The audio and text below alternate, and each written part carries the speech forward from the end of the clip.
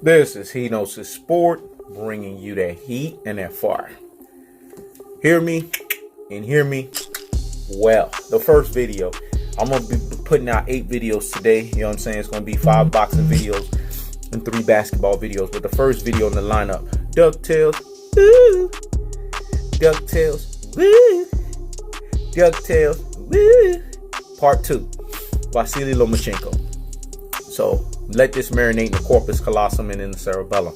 I keeps the foot on the what? On the necks. I keeps the foot on the what? On the necks. And I apply unlimited pressure. Vasiliy Lomachenko and his ultra fanboys, the Loma ultra fanboys that is, right? They're making excuses left and right. You can see in my community post how it's heating up, folks.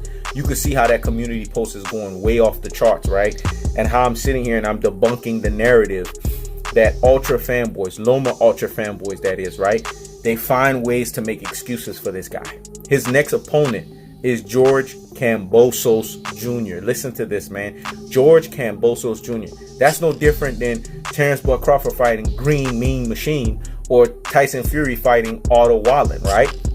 It's a bum bash fight. This is not even a tune-up fight. Tune-up fight is so nice for it. It's a bum bash fight. The reason why Vasiliy Lomachenko is fighting this dude, and as you can see in the community posts, I got a lot of people hot and bothered like grits, even those that supposedly know boxing, right? It's because people don't have the standard that He Knows the Sport has. My standard is keep the foot on the what? On the necks. I keeps the foot on the what? On the necks, and I apply unlimited pressure. Because remember, pressure busts pipes. I have extremely high standards. I've held this same standard for Cinnamon Alvarez, right? But now I don't call him Cinnamon Alvarez no more. I give him the respect that he deserves, Canelo Alvarez. His previous opponent was Danny Jacobs. His next opponent is Sergey Kovalev. He's not fighting a tune-up fight. Now, if he was going to fight a tune-up fight, then I'd be on his ass, right? But he's fighting Sergey Kovalev. That's what you do when you're a top 3 pound-for-pound fighter.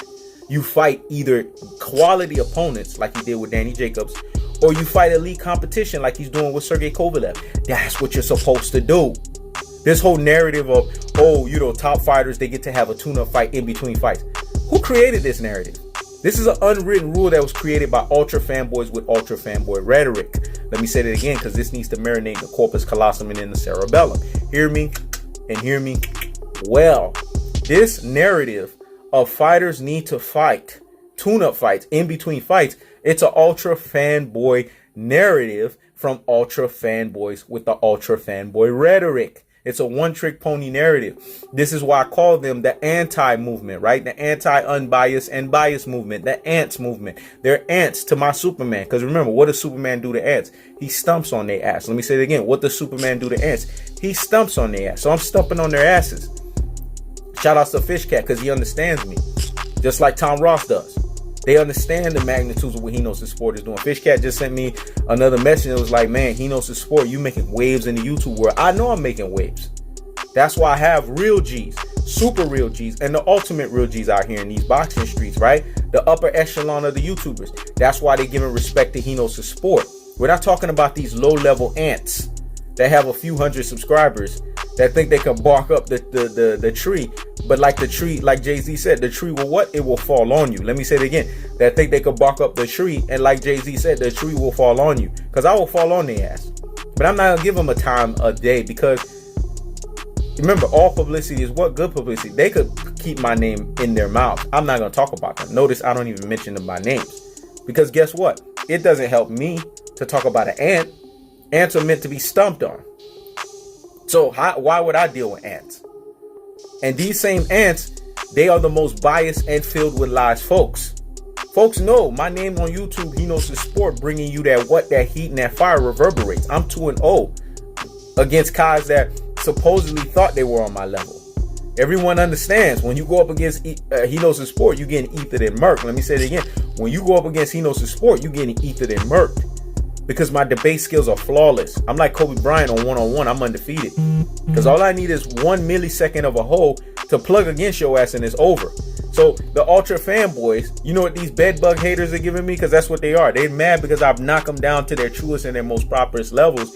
Is they're giving me, oh, you need a tune-up fight in between that. That's your unwritten rule, you ultra fanboy with the ultra fanboy rhetoric? Because Floyd Mayweather, let's see.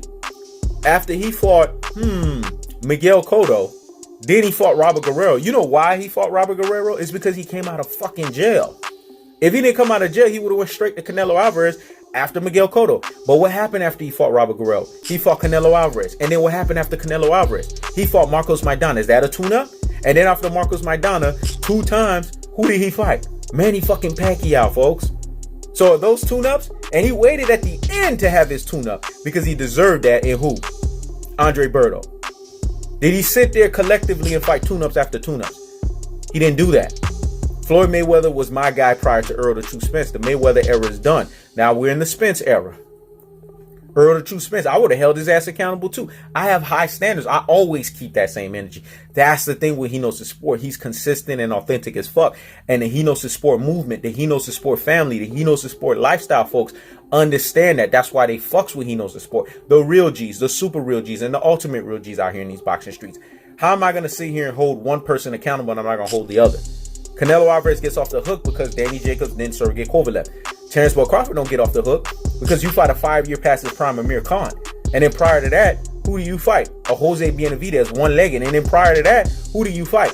A lame duck Jeff Horn? Come on, man. And you're an undisputed 140-pounder? Come on. Now, I can understand if you had lame duck Jeff Horn in the beginning because that's your introduction to 147. But after that, I want elite after elite after elite, or quality after quality after quality opponents. That's my standard. Because if you're ranked top 3 pound for pound, that's what it should fucking be. That's how the old school fighters fought. That was the standard in boxing. See, this is the stuff with the anti-movement. They come with this narrative, oh, the best should fight the best, right? But then they turn around, but when it's their fighters, this rule doesn't apply. Oh, yeah, he should have one tune-up fight in between. Listen, Vasiliy Lomachenko got exposed by Luke Campbell. This is the 4th fight. Luke Campbell exposed his ass to the damn body.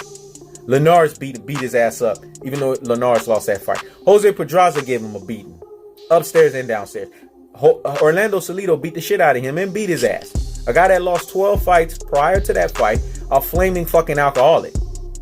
And the reason why Vasiliy Lomachenko does not want to get further exposed, and why Bob Arum is protecting him like he does with Terrence Bud Crawford, like he does with Tyson Fury, because that's what Top Rank does. They let these guys fight opponents that they are definitively better than. Bum bash, low-level fighters, right? Is because Bob Arum knows, just like Vasiliy Lomachenko, damn, with Gervonta Tank Davis going into 135, there's a whole bunch of lions there. There's Miguel Burchell. There's Devin Haney. There's Richard Comey.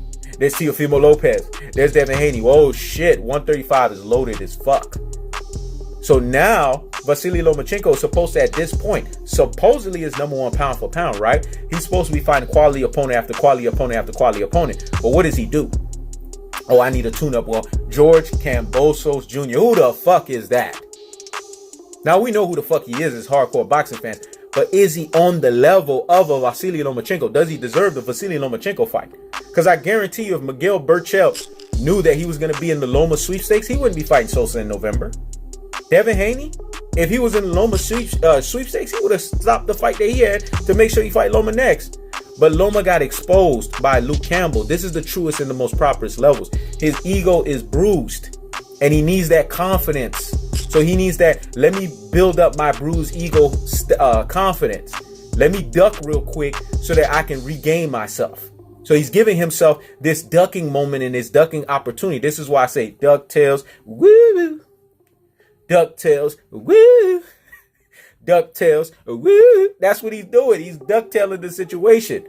And only the deep thinkers, those who have what I call the true boxing eye test out here in these boxing streets, can see what I'm talking about. Because what I'm saying is too deep and profound for the lamest ultra fanboy with the ultra fanboy rhetoric. But if you know boxing, right, and you know boxing for what it truly is, and you can weed through the bullshit and the smokes and the mirrors, Loma is ducking, man, because he knows his ass was exposed. You hit him enough to the body, which was what Tank can do, his ass is out of there. You hit him upstairs and downstairs, which is what Devin Haney's specialty is, upstairs and downstairs. You can get his ass out of there. Even Miguel Burchell can give Loma fucking problems. Loma don't want none of those fucking lions. Richard Comey, Teofimo Lopez, he don't want none of those guys. He wants to fight a tune-up fight so that he can basically bring down the controversy of the exposure on his ass. That's the truest and the most properest levels. I keeps the foot on the what? On the next. I keeps the foot on the what? On the next. And I apply what? Unlimited pressure. This is He Knows the Sport. Checking out.